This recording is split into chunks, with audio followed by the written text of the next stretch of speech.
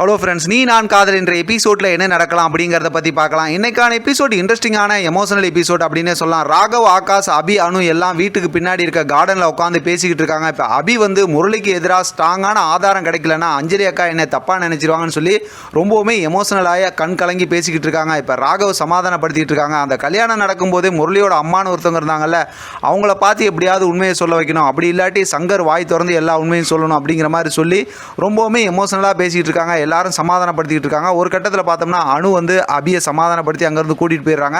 இப்போ ராகவ் ரொம்பவுமே வருத்தப்படுறாரு. ஆகாஷ் வந்து ராகவை சமாதானப்படுத்தி நீ அவங்கள்ட்ட மன்னிப்பெல்லாம் கேட்கணும் அப்படிங்கிற மாதிரி சொல்கிறாங்க. ராகவுமே ரொம்பவுமே எமோஷனலாகி பேசுகிறாரு. அடுத்து பார்த்தோம்னா அனுவும் இந்த விஷயத்தை ஆகாஷ் கிட்ட சொல்கிறாங்க. நம்ம எப்படி இருந்தாலும் இந்த உண்மையை கண்டுபிடிச்சிடலாம் அப்படின்னு சொல்லி ஆகாஷ் அனுவையும் சமாதானப்படுத்துகிறாங்க. இப்போ ரூமில் அபி உட்காந்துருக்காங்க. என்ன இன்னும் காணோம் அப்படின்னு சொல்லிட்டு ராகவை எதிர்பார்க்குறாங்க. அப்போ தான் ராகவ் வந்து சாராயம் குடிச்ச மாதிரி வீட்டுக்குள்ளார வராரு. வந்து தடாபடான்னு ஆடுறாரு. எப்போ பார்த்தோம்னா அபி கலாட்டா பண்ணுறாங்க. பாட்டிக்கிட்ட சொல்லுவேன்னு சொல்கிறாங்க. ஏன் அவசரப்படுற அப்படின்னு சொல்லிட்டு ராகவ் கூப்பிட்டு வச்சு பேசுகிறாரு. உங்கள் மேலே சாராயம் வாடையே அடிக்கலையே அப்படிங்கும்போது நான் சும்மா தான் உன்னை கலாட்டா பண்ண சாராயம் குடிச்சிட்டு வந்தேன் அப்படின்னு சொல்கிறாங்க. இன்றைக்கான எபிசோடு எல்லாரும் மறக்காமல் டிவியில் பார்த்து என்ஜாய் பண்ணுங்கள்.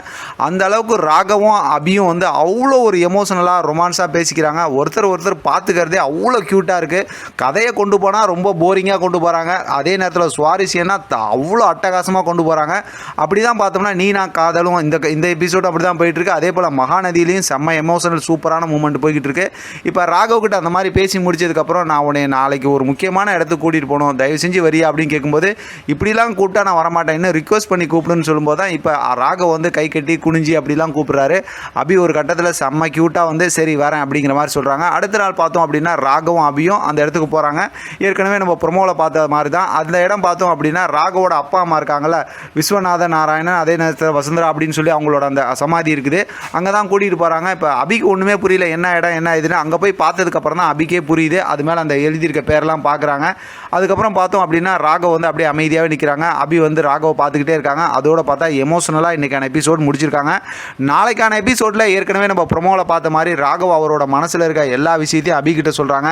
இந்த கதையெல்லாம் பார்க்கும்போது ரொம்பவுமே சந்தோஷமாகவும் எமோஷனலாகவும் ரொம்ப சுவாரஸ்யமாகவும் இருந்தாலும் இதுக்கப்புறம் என்ன பிரச்சனை குழப்பத்தை வச்சுருக்காங்களோ அப்படின்னு நினைக்கும் போதே ரொம்பவுமே பயமாக தான் இருந்துகிட்டு இருக்கு. ஏன்னா அந்த அளவுக்கு இன்றைக்கான எபிசோடில் ராகவ் அப்படியே உருகி அவரோட காதலை அபிகிட்ட சொல்லிக்கிட்டு இருந்தாங்க. அபியுமே சொல்ல தேவையில்லை, அவங்களோட மனசில் இருக்க காதலை வெளியில் சொல்கிற அளவுக்கு அப்படியே வந்துட்டாங்கன்னு வச்சுக்கலாம். அந்த மாதிரி சூப்பரான ஒரு மூமெண்ட்லாம் காட்டியிருக்காங்க. இது சம்பந்தமாக நம்ம தொடர்ந்து பேசலாம்.